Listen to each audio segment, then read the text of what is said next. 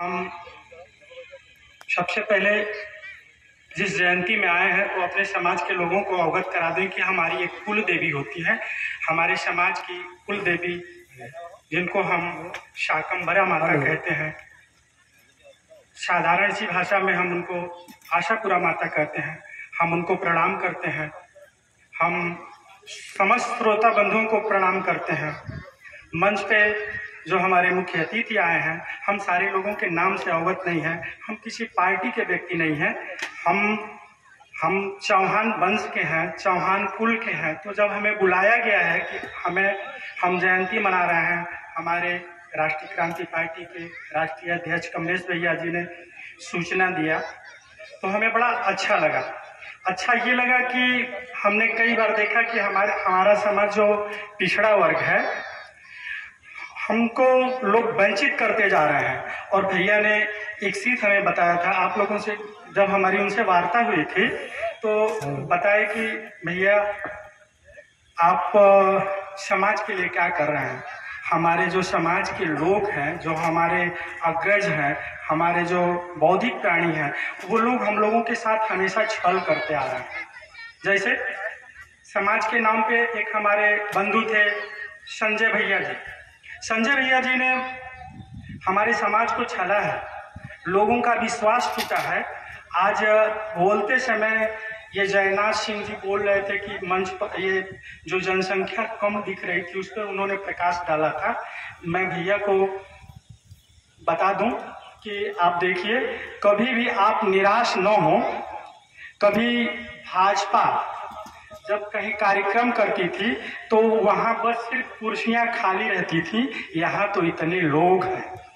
और हमको कल ऐसा दिखता है कि आप शासक बनेंगे। ऐसा नहीं है कि आप शासक नहीं बनेंगे, आप अपना अधिकार पाएंगे, मगर कमजोर मत होइए।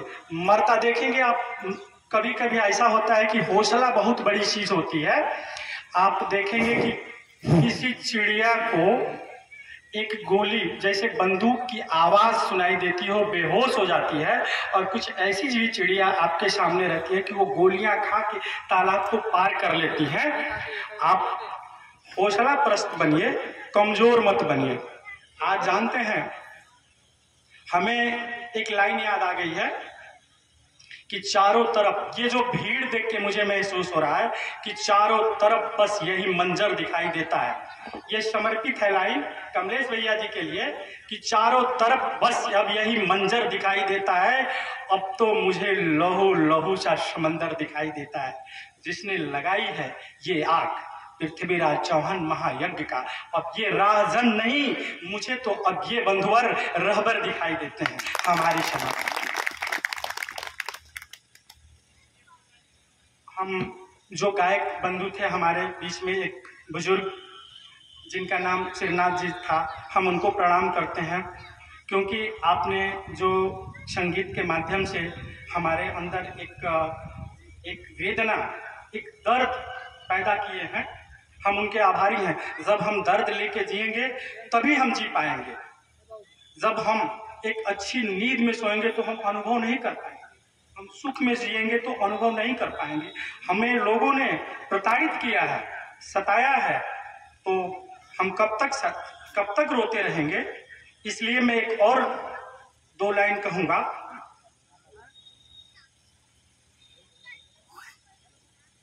कि दर्द का, मेरी कुछ लाइन थोड़ा सा भटक गया हूं, अभी मेरे जहन में आता है तो मैं एक लाइन और रखूंगा आप भैया जी के लिए।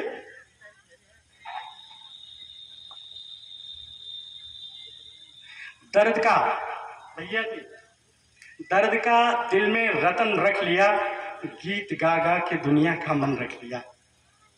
दर्द का दिल में रतन रख लिया, गीत गा गा के दुनिया का मन रख लिया।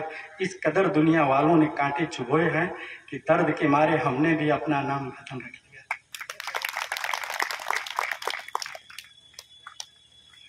अब ऐसा मुझे महसूस हो रहा है कि एक ऊर्जा से जब आप लोग तालियों से जो उत्साहवर्धन कर रहे हैं, तो मन में एक एक लाइनें बस क्यों पता नहीं आ जा रही हैं। अब मैं उनके डर से मुस्कुराना नहीं छोड़ूंगा।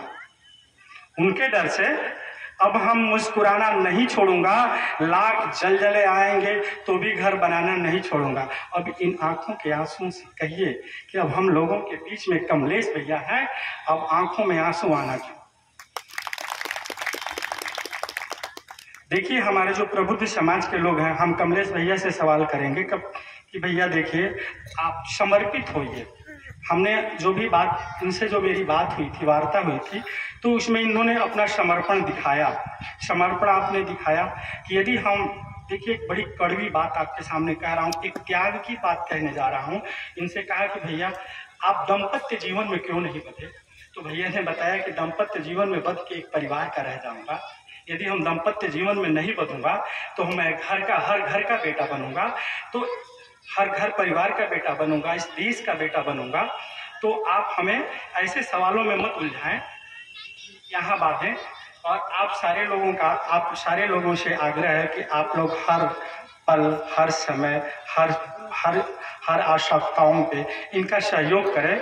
और इन्होंने जो आग हम लोगों के मन में लगाई है, मैं आपसे वादा कर रहा हूँ, मैं एक चित्रकार हूँ, सही कहिए तो मैं मंचों से बोल नहीं पाता हूँ, मैं एक चित्रकार हूँ।